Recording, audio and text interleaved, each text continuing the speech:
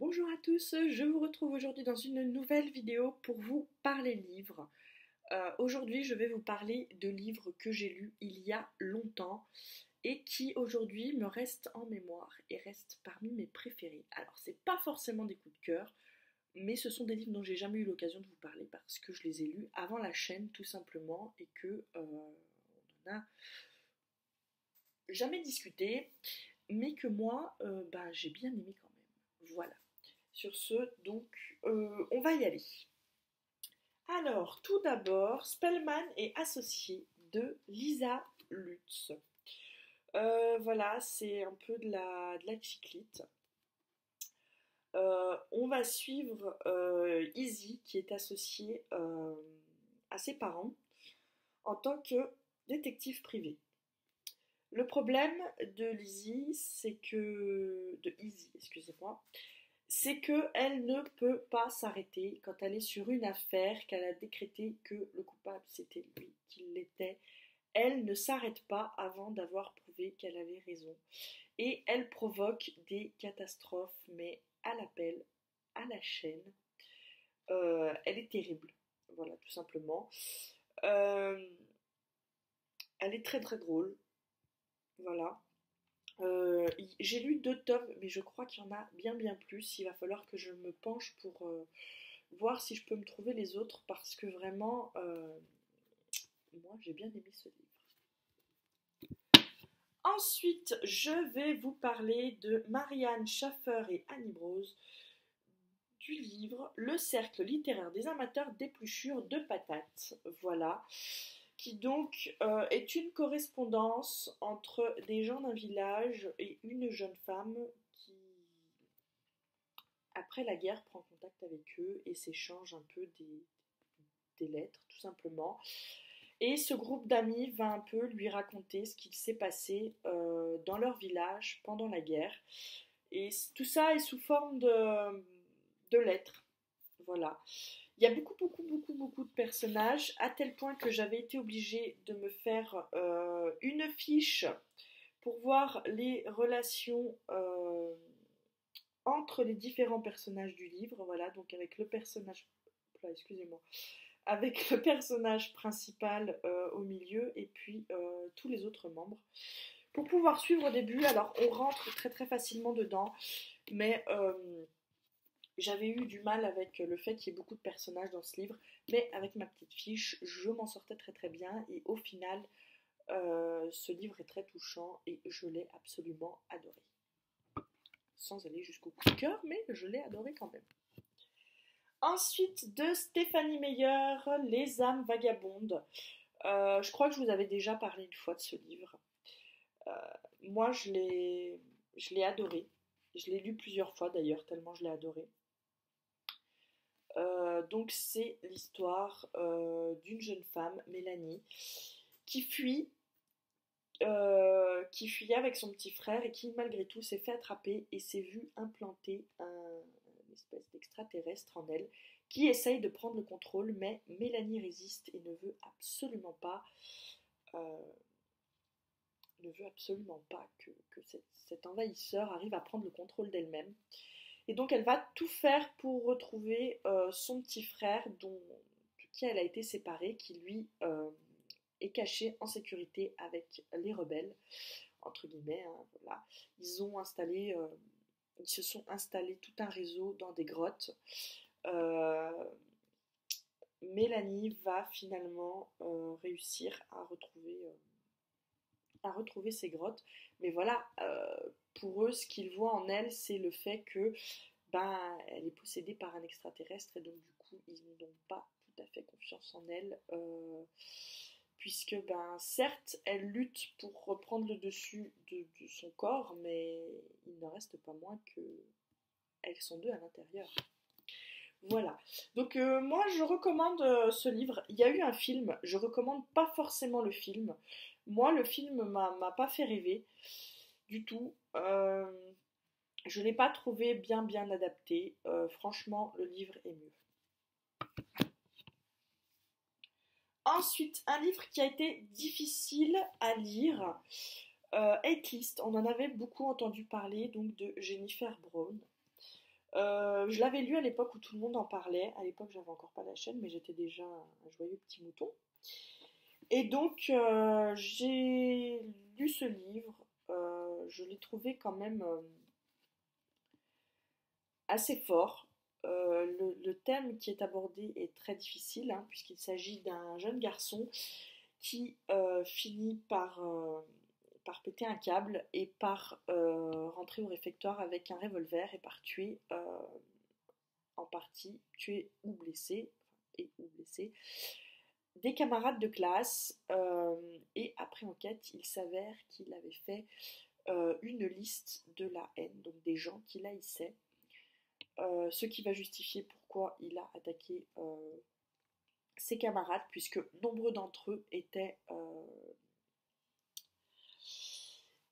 sur la liste. Et nous, on va suivre Valérie, qui était sa meilleure amie, je crois, voir si c'est pas son petit ami, voilà, donc elle était sa petite amie, sa confidente. Elle avait fait la liste avec lui, mais elle ne savait pas qu'il s'en servirait, ben, qu'il s'en servirait réellement, quoi. Voilà, et donc on la suit après tout ça. Les gens savent qu'elle a fait la liste, elle doit retourner au lycée avec ses camarades qu'elle a, entre guillemets, mis dans la ligne de mire de son petit ami en créant cette liste avec lui. Et donc du coup, bah, on va la suivre dans son quotidien et voir pourquoi elle, elle a fait ça, comment elle en est arrivée là, et voilà. Ensuite, il en reste deux. J'ai beaucoup aimé de Stacey J. Juliette Forever. Voilà. Ce livre m'avait intriguée déjà par sa couverture et son titre que j'avais trouvé absolument magnifique. Les éditions Macadam, dont on entendait beaucoup parler il y a quelques années, ont des couvertures juste fabuleuses.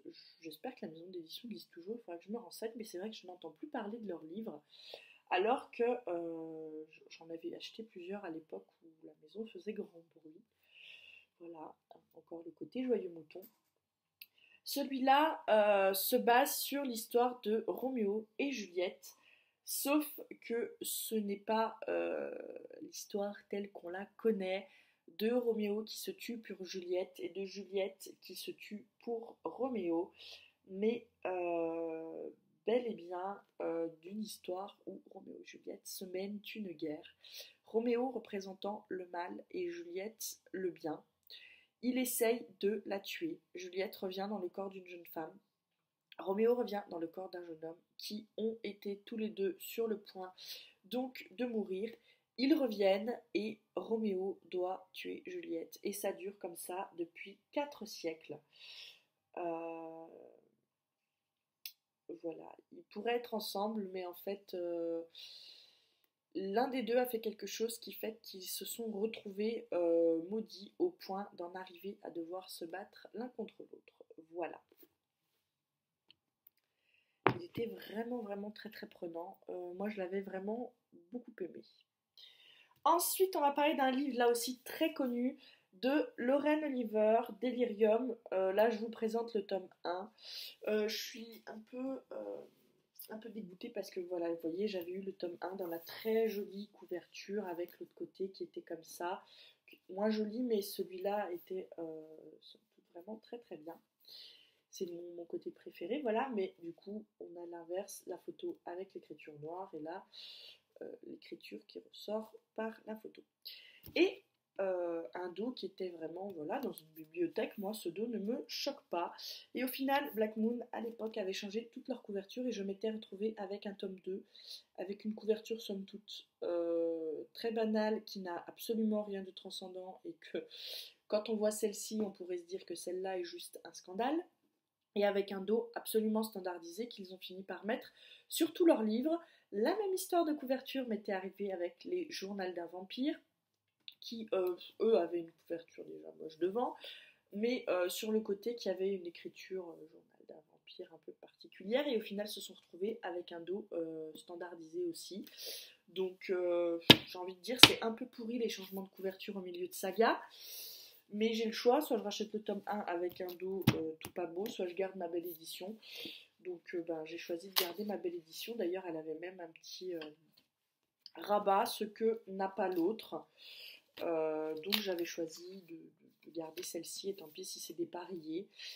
Les maisons d'édition sont chiantes avec leurs nouvelles couvertures. On comprend bien qu'il faut renouveler les couvertures pour attirer de nouveau les gens sur des livres que peut-être... voilà, quand un livre a fini de faire le buzz, il faut bien renouveler. Et c'est pour ça notamment qu'ils refont régulièrement toutes les couvertures des Sophie Kinsella, toutes les couvertures... je parle de Pocket là, pas de Black Moon, mais on se retrouve régulièrement avec des maisons d'édition qui vont changer toute leur collection. Et au final, voilà, là, quand on a commencé une saga, on se retrouve avec des couvertures différentes. C'est pas grave, c'est la vie, mon kiki. Désolée pour cette petite digression, mais quand je vois ça, ça m'énerve. Donc Delirium, c'est l'histoire d'une dystopie où le monde est tout simplement privé d'amour. C'est-à-dire qu'il a été décidé, après une guerre me semble-t-il, que c'est l'amour qui provoquait les guerres, qui provoquait le mal, qui provoquait tout ce qu'il y avait de plus pourri dans la société, qu'il fallait donc l'éradiquer.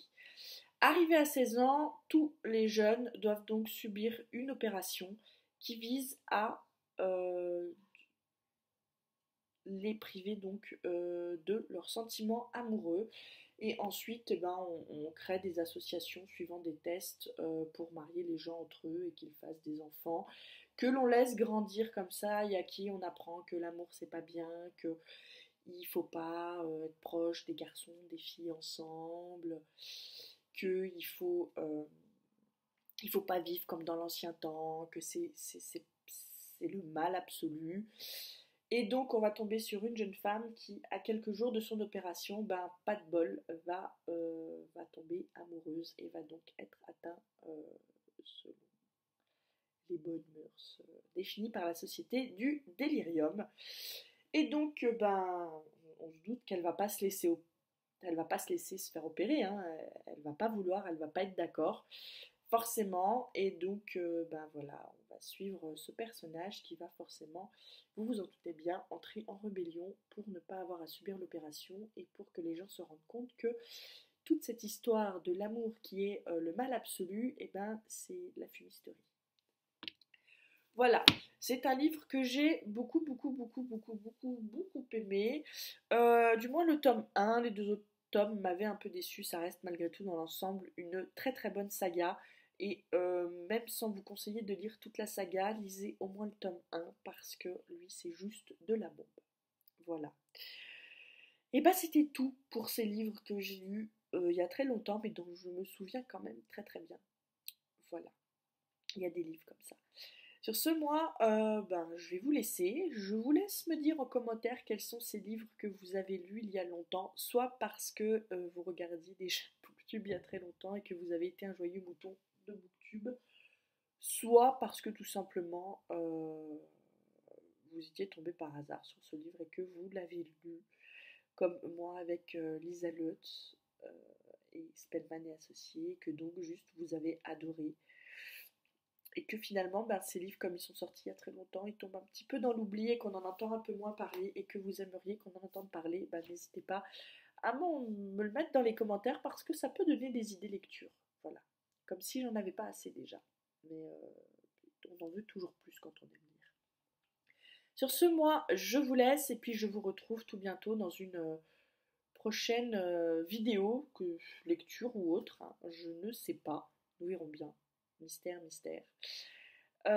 Et puis, je vous retrouve sur Facebook et Instagram et je vous dis à tout bientôt. Bye bye.